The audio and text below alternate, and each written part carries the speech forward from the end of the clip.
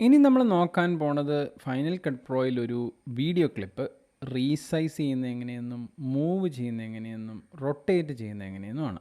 ഇത് നമ്മൾ ചെയ്യാൻ പോണത് നമ്മൾ മുമ്പേ പഠിച്ച ട്രാൻസ്ഫോം എന്ന് പറയുന്ന കൺട്രോൾ ഉപയോഗിച്ചാണ്. നമ്മളതാണ് ഇനി കാണാൻ പോണത്, ട്രാൻസ്ഫോം എങ്ങനെ ഈ കാര്യങ്ങൾക്കായി ഉപയോഗിക്കാമെന്ന്.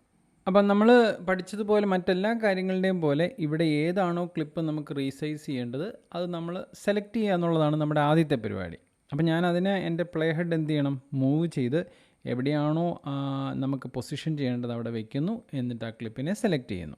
ഇനി നമുക്ക് ട്രാൻസ്ഫോം കൺട്രോൾ എവിടെയാണെന്ന് നോക്കാം. നമ്മുടെ വ്യൂവറിൻ്റെ താഴെ കാണുന്ന കൺട്രോളുകളിലെ ആദ്യത്തെ ബട്ടണാണ് ട്രാൻസ്ഫോം ഉപയോഗിക്കാൻ പറ്റുന്ന കൺട്രോൾ. നിങ്ങളവിടെ ഒരു ഡ്രോപ്പ് ഡൗൺ മെനുവിൽ ക്ലിക്ക് ചെയ്ത് കഴിഞ്ഞാൽ ആദ്യം കാണുന്നത് ട്രാൻസ്ഫോം ആണ്. അത് നമുക്ക് സെലക്ട് ചെയ്യും ഇപ്പോൾ.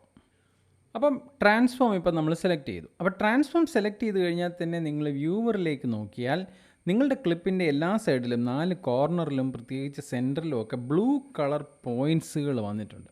അതെല്ലാം ഹാൻഡിലേഴ്സാണ് ഇനി.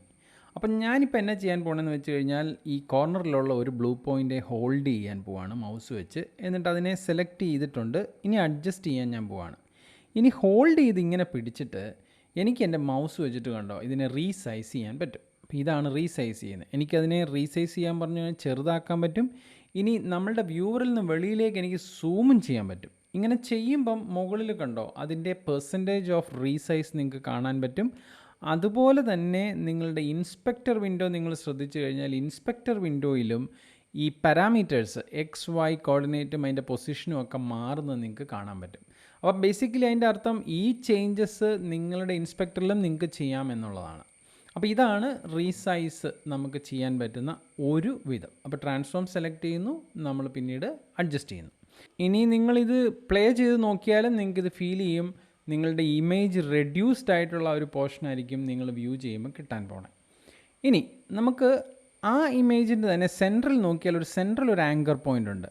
അതേ ഹോൾഡ് ചെയ്ത് കഴിഞ്ഞാൽ നിങ്ങൾക്ക് ലെഫ്റ്റിലോട്ടോ റൈറ്റിലോട്ടോ അപ്പ് ആൻഡ് ഡൗൺ എവിടെ വേണമെങ്കിലും നിങ്ങളുടെ വീഡിയോ ക്ലിപ്പിനെ നിങ്ങൾക്ക് മൂവ് ചെയ്ത് പൊസിഷൻ ചെയ്യാനും പറ്റും. ഇനി ഇത്രയും മാറ്റങ്ങളൊക്കെ വരുത്തി നിങ്ങൾക്ക് റീസെറ്റ് ചെയ്യണമെങ്കിൽ ഇതുണ്ടോ, മുകളിൽ തന്നെ ഒരു റീസെറ്റ് ബട്ടൺ ഉണ്ട്. അതിൽ ക്ലിക്ക് ചെയ്ത് കഴിഞ്ഞാൽ ഇതിൻ്റെ ഒറിജിനൽ ഷേപ്പിലേക്ക് ഈ ഇമേജ് വീഡിയോ ക്ലിപ്പ് തിരിച്ചു വരും. ഇപ്പം നമ്മൾ ഈ വരുത്തിയ മാറ്റങ്ങളൊക്കെ മാനുവലി നിങ്ങളുടെ ഇൻസ്പെക്ടർ വിൻഡോയിൽ നിങ്ങൾക്ക് കറക്റ്റ് ചെയ്യാൻ പറ്റും. നിങ്ങൾ നോക്കിയാൽ ആദ്യം കാണുന്നത് പൊസിഷനാണ്. പൊസിഷൻ്റെ അവിടെ നിങ്ങൾ നോക്കിയാൽ എക്സും കാണാം, വൈയും പാരാമീറ്റർ കാണാം. അപ്പോൾ ഈ എക്സിൽ നമ്മൾ എന്തെങ്കിലും മാറ്റം വരുത്തിയാൽ അത് ലെഫ്റ്റോ റൈറ്റിൽ മൂവിയെ ബാധിക്കും. വൈയിൽ നമ്മൾ എന്തെങ്കിലും മാറ്റം വരുത്തിയാൽ അതിൻ്റെ വെർട്ടിക്കൽ പൊസിഷനിൽ മാറ്റം വരും. അപ്പ് ആൻഡ് ഡൗൺ ആയിട്ട് നമുക്ക് അഡ്ജസ്റ്റ് ചെയ്യാം. ഞാനിപ്പോൾ എക്സിൽ ഒരു വാല്യൂ കൊടുക്കുകയാണ്.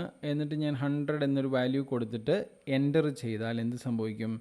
ഇമേജ് റൈറ്റിലോട്ട് മൂവ് ചെയ്തു.